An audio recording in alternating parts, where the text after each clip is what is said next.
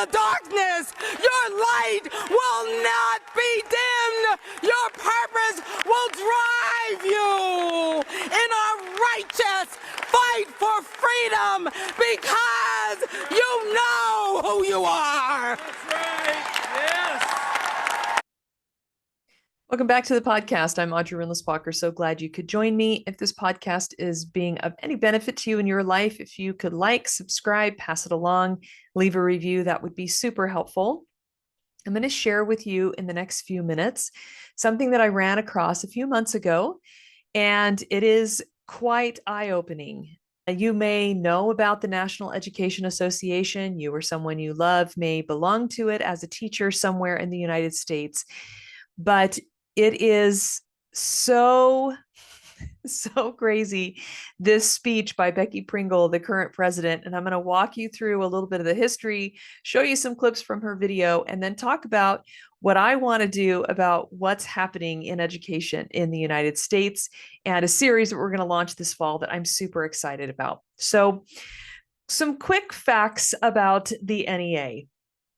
On its website, the NEA claims to be an advocate for educational professionals while, quote, improving the quality of teaching, increasing student achievement, and making schools safer, better places to learn. That's what they say that they're doing. Now, how did this whole thing get started? In 1857, the National Teachers Association was formed. It went through some name changes and some different transformations over the years.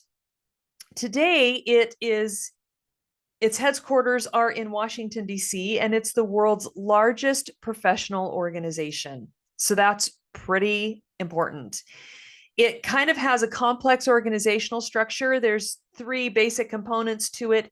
On the one hand, there's individual membership, and people pay their dues, and there's a staff for that. It also comprises many national bodies of specialized professional vocational interests with a lot of different departments, but then it's also a confederation of affiliated local and state education associations. It really started to take off in 1921 when the Representative Assembly was created. And in some states, it's actually required. You must join the NEA and pay your dues. And in some states, you don't have to. So based on what you learn about the NEA in the next few minutes and Becky Pringle's speech last year at the convention, you can decide if you maybe want to move states so you don't have to pay your dues to the NEA. It's the largest labor union in the United States. It wasn't a labor union. That happened in the 1970s. It was an educational advocacy organization before the 70s, and in the 70s, it became just a regular rank and file union. It engages in collective bargaining and lobbying for progressive education policy.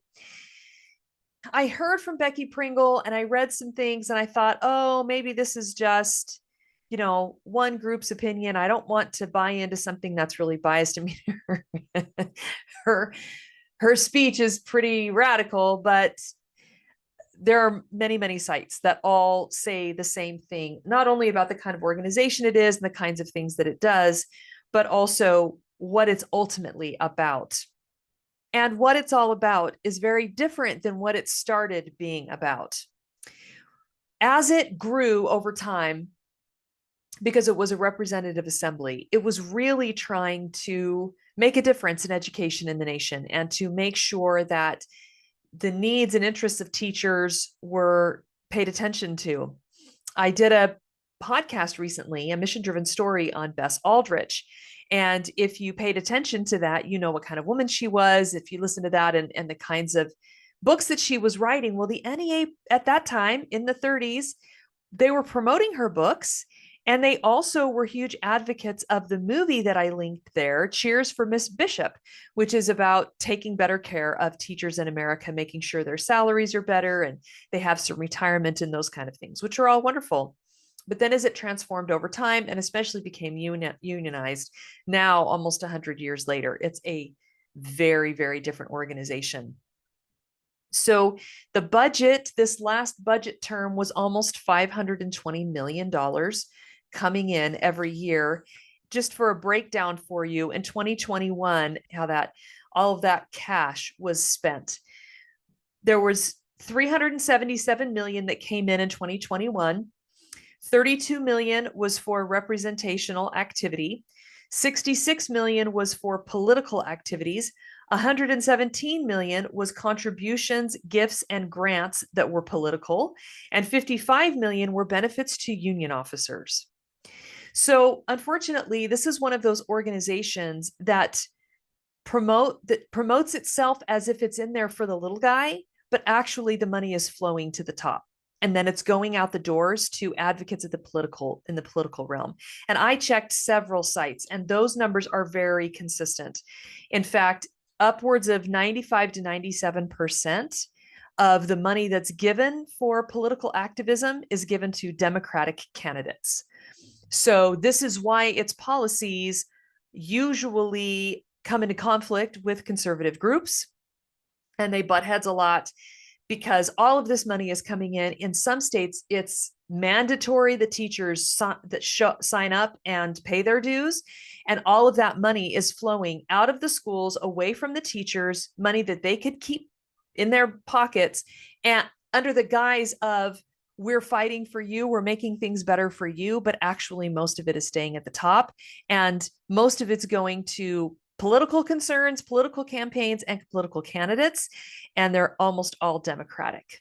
So it's kind of become a funding arm for the Democratic Party.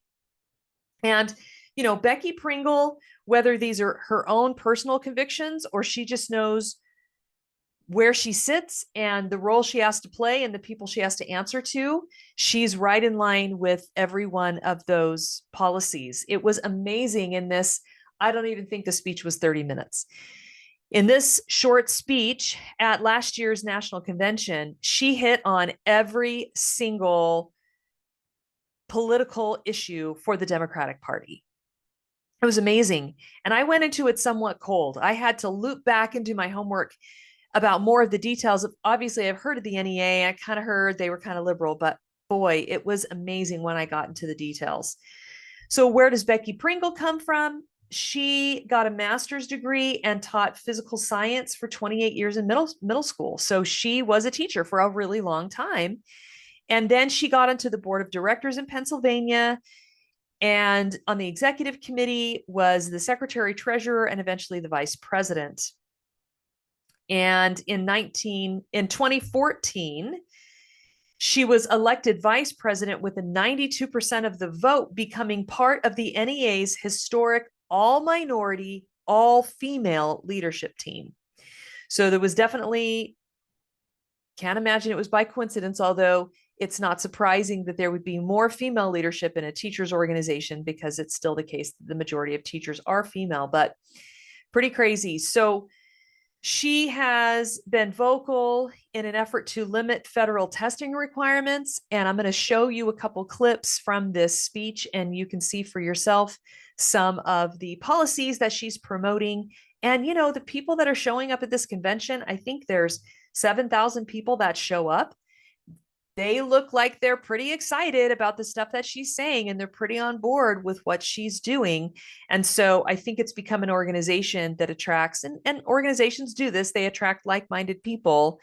But in this regard, it's just really important that we're really clear that one of the most, well, it's the world's biggest professional organization because there's almost 3 million members at this point. And it's all under one roof with one president, and all the money is flowing one place, and it's really funding Democratic leadership and policies. So it's really important to understand that. This is what it says on the NEA website. It's kind of Becky Pringle's bio. NEA President Becky Pringle is a fierce social justice warrior. So that should tell you a lot right there. Just that language, the kind of some of the first words they choose to use about her and how she wants to be seen to anyone that's involved with the NEA. defender of educator rights, an unrelenting advocate for all students and communities of color, and a valued and respected voice in the education arena.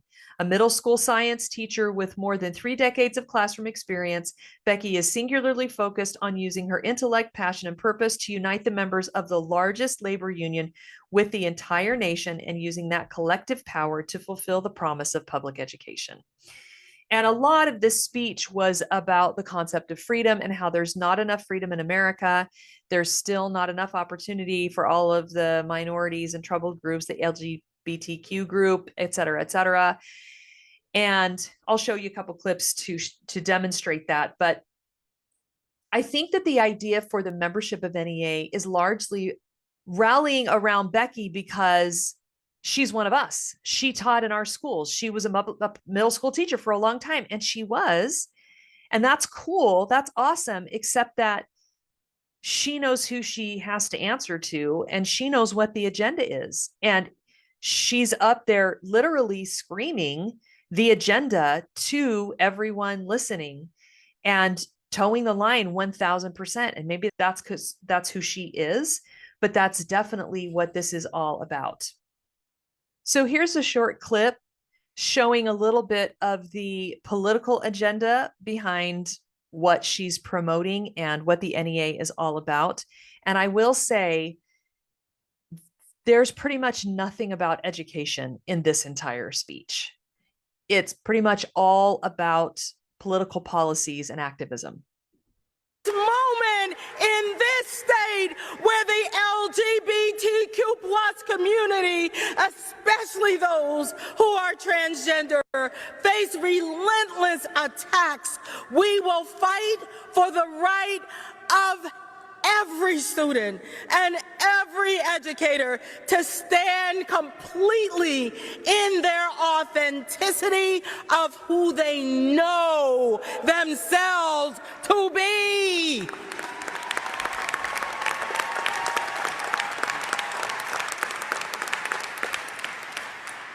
In this moment, when voting rights hang in the balance, when reproductive rights are at risk, we are required to fight for fair and free elections and a woman's right to make decisions about her own body.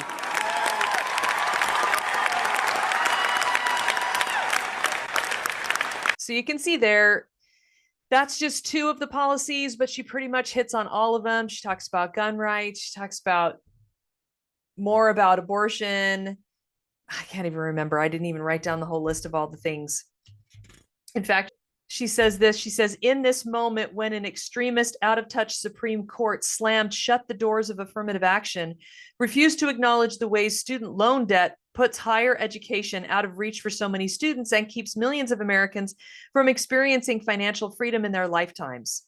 So she's blaming, she's blaming the Supreme Court for making college education out of reach for millions of students and putting their financial freedom in jeopardy for their entire lives, which of course is absolutely ridiculous, because there are a million ways for people to be able to go to college and a million grants available to all the groups, and student loan can be paid back, has been paid back by the very best of people, by the individuals that came from the most destitute backgrounds. So piece after piece of Democratic political agenda is paraded across this stage with that same tone. But I wanted to also show you how she ends the speech, because it really hits this height of like religious revival. It really just gets over the top in terms of how she's talking to these people. And it's clearly, I mean, she talks about mission, she talks about purpose, she talks about stars, and the NEA changing the whole landscape of the world. It's really unbelievable. So let me show you this last clip. When you know who you are, when your mission is clear, and you burn with the inner fire of an unbreakable will, no cold can touch your heart. No deluge can dampen your purpose. NEA, you are those stars in the darkness. Your light will not be dimmed. Your purpose will drive you in a righteous fight for freedom because you know who you are. That's right. Yes. You know who you are. You are the NEA. Our mission is clear. We will advocate for the rights of education professionals, and we will change this world for our students with that inner fire burning. We will never bend. We will never be broken because we are the NEA, and we will always do what we must to be worthy of our students. Thank you, NEA, for Pretty intense. So you can see that it hits this pitch of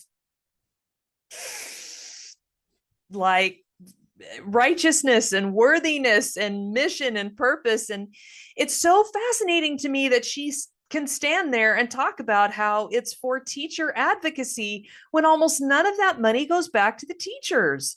I mean, it's out of their pockets. Literally, they pay, and then almost all the money stays at the top. It doesn't even go back into the public schools. It's all about, let's get these people in office and they'll pass these things and they'll help these things. But in the end, it happens at a national level. They're right there in DC lobbying all the time. So really, I just wanted you to be aware and understand better what this NEA is and who the leaders are in our nation that are pushing things educationally. And from this speech, which I'll link in the description for you can watch it for yourself. It is not about curriculum. It's not about even better test scores. Like, she doesn't even want there to be as many standardized tests. She wants the Democratic agenda to move through as quickly as possible. And she's using the NEA as a place to get that money together and to get those policies in place. So with that as a backdrop of what's happening in education today, who are the leaders, who's got the money, where's that money being put, the NEA is a huge, massive force to be reckoned with. And it doesn't seem to care a whole lot about really quality curriculum or smaller classroom size or better teacher pay. Because if that's what they cared about, that's where the money would be going. You just have to follow the money. And that's not where the money is going. The money is going to elect people at the national level who, frankly, when it comes to one small individual ISD, they don't have a lot of power. So with all of that in mind, I just want to mention a couple things. This is not what education is supposed to be. This is not what education is supposed to be about. The purposes of education have changed in the last century. In the West, pretty much throughout the last 2,000 or 3,000 years, what education is, what it looks like, what its goals are, how it should be administered has been largely uniform. There have been different things that were focused on more heavily at one time or another, but there are a handful of common purposes and common approaches that have just really never changed until recently in the West, until very recently. And I think it's really, really important for those of us who want the truth and who want the truth to make us free to understand that education never ends, that the education we receive through college, its primary responsibility should be to help us be lifelong learners so that we can continue to enlighten and improve ourselves, to engage in high quality leisure activities that make us better individuals, to continue to improve our virtue and to have positive impact, to develop our characters. That is the number one reason for engaging in education at all. And we'll talk about that more later in the series that I'm going to talk about. There are other purposes, other good purposes, and they have been part of the whole discussion from the very beginning.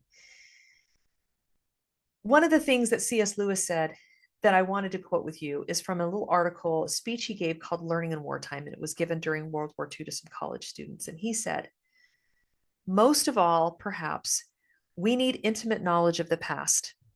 Not that the past has any magic about it, but because we cannot study the future. And yet we need something to set against the present, to remind us that the basic assumptions have been quite different in different periods. The basic assumptions about what education is, what the role of a national educational organization should be, who should be in power, what policy should be pushed, these are localized, these are modern. These are not universal across time and space. And assumptions in the past have been different. Values and virtues and approaches and goals and ends and means and purposes have been different. And only in knowing history can you know that. Only in looking to the past can you make better decisions about today. He says, much what seems certain to the uneducated is merely temporary fashion. And here's the problem in modern America. The problem is that because we're literate and we've sat in a chair in a schoolroom for a lot of years, we deem ourselves educated. We can calculate, we understand some basic tenets of modern science, and we've read some books, but we are not educated. We do not leave the public school system educated. In fact, the numbers decrease. I mean, if you look at those trends, you'll see that the reading level of high school graduates continues to diminish over time. What we know about even our own history, even our most recent history, even 20th century history, diminishes and diminishes every year because the school systems continue to remove the original sources, which I'll talk about in just a minute, and replace them with modern voices so that it's this echo chamber, so that our students in their modern classrooms are only hearing the same things from the same people over and over and over again. They don't have the context and the framework that Lewis is talking about to judge the modern against the ancient, to look at how things were different in different times and places. And it's vital that they have that ability to do that, or they will succumb to what he's calling temporary fashion. And the lie is that you've spent 12 years in school and then maybe 4 or 8 more years in college and that you are educated. You have been trained. When you get even a bachelor's degree now used to be very broad. It's narrowing and narrowing and narrowing so that education is almost entirely targeted toward one form of education. And we're going to talk in this educational series that's coming this fall about 4 or 5 different types of education. One of them is career training. And our educational system has become so narrowed and focused that it's almost entirely about career training. And that is only one of the types of education that's vital for us to get. And so that's also why our vision has narrowed and narrowed and narrowed, because with education's primary goal to be able to make money, the primary life goal is to be able to make money. And so things that brought the greatest joy and life fulfillment for centuries and millennia in the West and throughout the world, basic things like marriage and children and community involvement and church relationships and worship are falling away because there's a pursuit of wealth and comfort. And that vision of what life can be and who we can become can only be as broad as our education is. And because our education has narrowed so tightly in scope, our vision of life and the world has narrowed in scope. And it's no wonder that we're more depressed and more anxious. We can't find purpose. We don't know how to spend our lives. We make decisions we later regret. We engage in activities that aren't fulfilling. And it's so much about the lack of quality education and not hitting on the types of education and looking at education in such a very narrow way.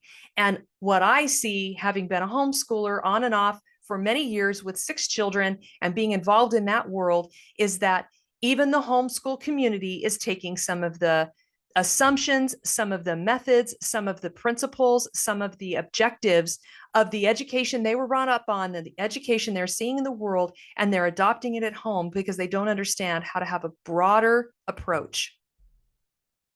The rest of this quote from C.S. Lewis says, "A man or woman who has lived in many places is not likely to be deceived by the local airs of his native village. So when people only draw water from the well in one way, the person who's gone somewhere else and seen them draw water in a different way knows it doesn't have to be done that way. That isn't the only way to draw water. But if he's only ever been in this one place and seen water drawn in this one way, he's not going to have any scope. He's not going to have any understanding of different ways of doing it. So the same is true in education. The scholar who has lived in many times is therefore in some degree immune from the great cataract of nonsense that pours from the press and microphone of his own age." C.S. Lewis said this 80 years ago, that unless we have a broader approach to education, our scope will continue to narrow, and almost everything that it brings the most joy and meaning and purpose in life will fall away until we're left with nothing because our education deceived us and sent us in the wrong direction. There's a reading I'm going to link below this podcast that's called The Great Conversation by Robert Hutchins. And I've talked before about the great book set. It doesn't have to be the great book set, but there has to be some way for you and I to judge the modern world based on what's gone on before and what's going on in other places. You know, it's astonishing to me the major ignorance about even things that are happening today in China or in Russia or in Japan, in other nations, the way things are done, the paradigms, the values, the governmental forms that people are so ignorant of. And we think we're so knowledgeable because we've passed tests and we've checked boxes, but we still remain largely ignorant. This is what Robert Hutchins said. "Until lately," and this is going to mean until about the last 80 to 100 years, the West, the Western world, has regarded it as self-evident. It wasn't even brought into question until the mid-ish 1900s. It was considered self-evident that the road to education lay through great books. That you had to, as C.S. Lewis is talking about, you had to have context and framework. You had to be in the books that had the most important ideas. Information is still given out the same way, even though we have a lot more speeches and movies and videos. The same type of thing is happening that's always happened, and that is people have revolutionary ideas. They spread those ideas, people adopt those ideas, and then it changes the way that we think and live. And the great ideas come from somewhere, and they've always come from what's called the great books. The most impactful ideas have been promulgated through the most impactful books. And the only way to truly be educated, was always the case until very recently, was to acquaint yourself with the greatest ideas and how they shaped cultures and civilizations throughout time, so that you would know how to move forward in your own personal life and in your own community and culture and civilization. No person was educated unless they were acquainted with the masterpieces of their tradition. This is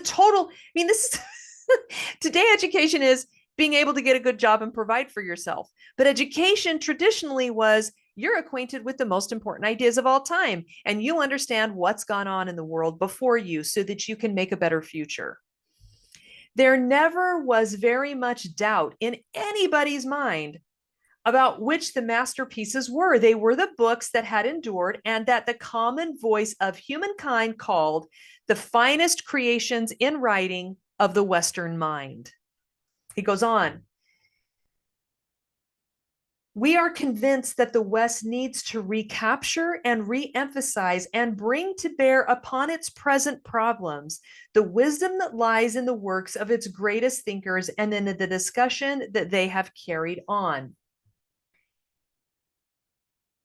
Education in the West has been steadily deteriorating. The rising generation has been deprived of its birthright. The mess of pottage it has received in exchange has not been nutritious.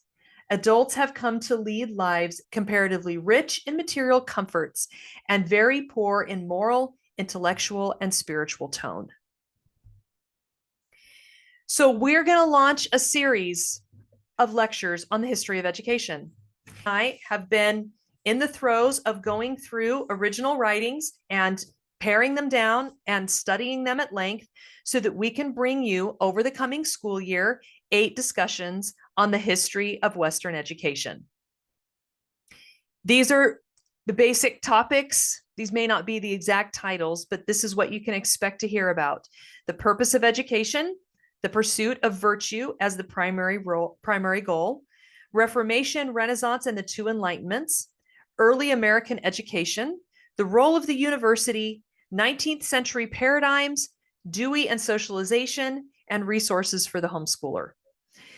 In every case, we'll have a discussion on more readings than we give you, but we'll pare those down and give you a handful of readings of original content if you would like to follow along in the discussion. I'm linking below the great conversation and a few readings that you can engage in for the upcoming History of Education discussion number 1 on the purpose of education. And then we'll continue to link readings if you want to follow along throughout this school year. It might be fun to gather some friends around and to have a discussion throughout this school year about what the paradigms and perceptions and objectives of education have been historically in the West, and how maybe we can work together to start to recapture some of that. And I wanted to juxtapose that goal against the paradigms and objectives of Becky Pringle and the NEA today, because they are diametrically different. And you'll see that more and more for yourself as we go through this school year. So I'm super excited to present this series for you. We will get going in September and launch the first discussion in the series. I hope that you will click the links below, that you will go read some of those readings and really engage, because whether or not you're a homeschooler, whether or not you're a parent, whatever your station in life, it would help everyone in this nation to better understand where we came from so we can do a better job of steering the ship in the future and taking ourselves to a better place. Because if this nation, and it did, create the most freedom for the most people that there has ever been in the history of the world, then let's build on that and make it even better than it's been before by going back to the truths that have been taught throughout time and history and applying them in the future of our endeavors of education in America. I'm excited for you to join me in this History of Education series, and I will see you next time.